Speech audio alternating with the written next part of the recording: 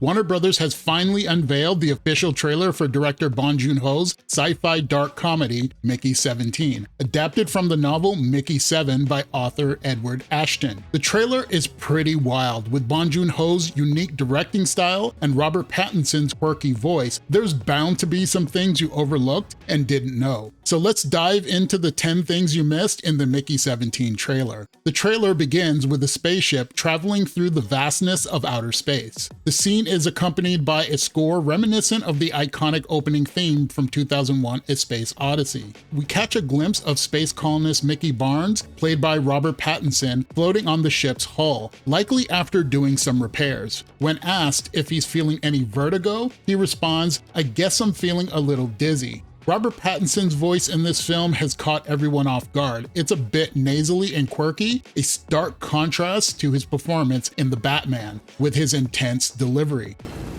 I'm vengeance.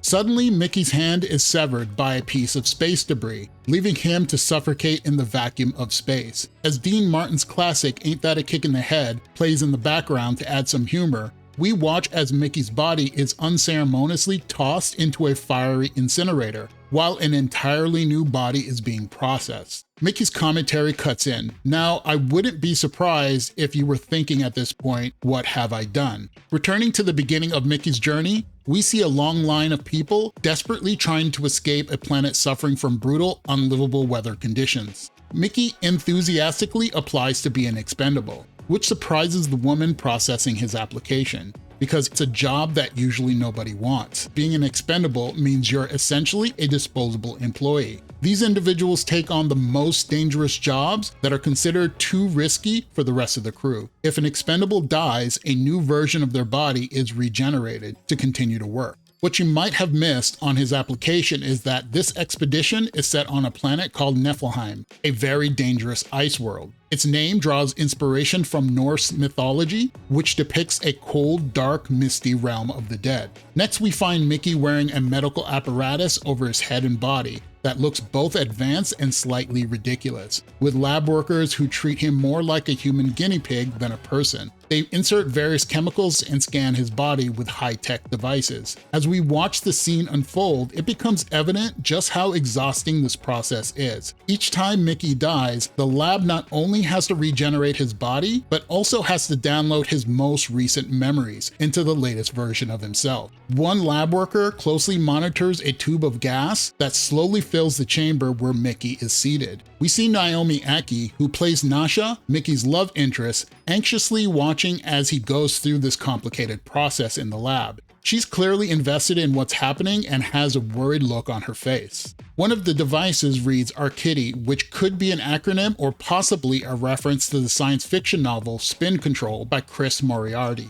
That story follows a clone named Arkitty, who uncovers crucial information that threatens to alter the balance of power between two warring fractions. Then there's this funny moment when one of the workers at the incinerator realizes that Mickey is still alive inside of the body bag, but Mickey awkwardly reassures him with, "It's fine." The worker just shrugs it off before casting him into his fiery grave. Next, we find Mickey on an expedition outside of the base, surrounded by a snowy landscape. But you might have missed that this is the planet Niflheim, described in the book as an ice world. Suddenly, Mickey falls through the ice, landing in a cave below. His so-called best friend, Berto, played by Steven Yeun, peers down and quips, "It's not looking very good for you. I'm sure you're used to it by now, but what's it feel like to die?" Then a family of insect-like creatures known as creepers charges toward Mickey, adding a sense of urgency to the moment. But instead of attacking him for trespassing in their territory, the creepers surprisingly lift Mickey out of the cave and carry him safely back to the surface, turning the encounter into an unexpected twist. Before long, Mickey realizes that Berto has left him for dead. You might have missed this brief shot of Mickey running, trying to catch the transport, followed by a glimpse shot of him sitting on the back of the vehicle. Next, we cut to a scene where Mickey 17 stumbles into his room, totally exhausted, and crashes onto his bed. To his shock, he realizes he's already been cloned. With a calm and callous demeanor, his clone, Mickey 18, looks at him and asks, "Why aren't you dead?" He then swiftly knocks Mickey 17 out with a dumbbell.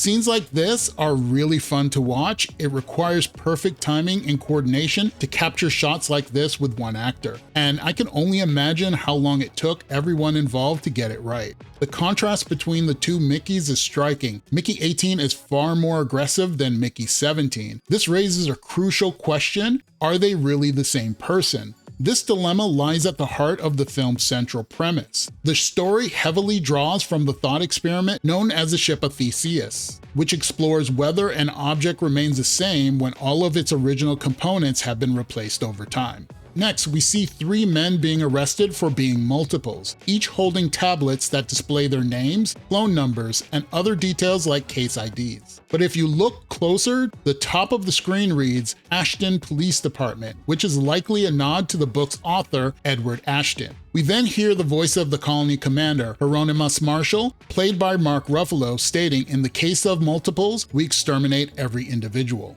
Multiples are deemed forbidden for political reasons, as they're believed to threaten entire colonies. Hieronymus Marshall harbors a particular dislike for Mickey, and if 17 and 18 are discovered, they'll both face execution. Next, we see a man dressed as a pigeon mascot presenting Mickey with a certificate, while another man films the moment. This character could serve as a metaphor for the canary in the coal mine, highlighting the idea of a warning sign of danger to come. Then we see Toni Collette's character, Gwen Johansson, callously say, "Let's blow up these secondhand baloney boys." We catch a glimpse of Marshall, who has a device strapped to his wrist with buttons labeled 17 and 18, representing both Mickeys. As tension builds, Gwen's fingers hover over the buttons before decisively pressing down on button 18. Chaos erupts. It appears that everyone is trying to escape, and one of the Mickeys aims a gun, ready to pull the trigger. But Nasha intervenes just in time. We see Mickey 17 and Nasha standing on Niflheim with a herd of creepers behind them. One of Marshall's men fires a rocket launcher, but another man diverts it off course. Meanwhile, Mickey 18, wielding what looks like a machete, charges forward with a group of creepers. A missile soars past him before exploding overhead. He leaps toward a man who is aiming his gun directly at Mickey. What you might have missed is the man with the gun is Hieronymus Marshall. We can tell by the fur collar hood on the coat. At the end of the trailer, the tension between the two Mickeys reaches an all-time high. Mickey 18 states bluntly, "I don't like you." Mickey 17, caught off guard, replies with a mix of confusion and desperation, "But I'm you." Mickey 18 replies confidently, "I'm not you." In a dark but humorous moment, he lunges forward, attempting to shove Mickey 17 into the incinerator. What you might have missed is Mickey 18 is still holding the dumbbell that he used earlier, suggesting that this scene likely takes place after the confrontation in the bedroom.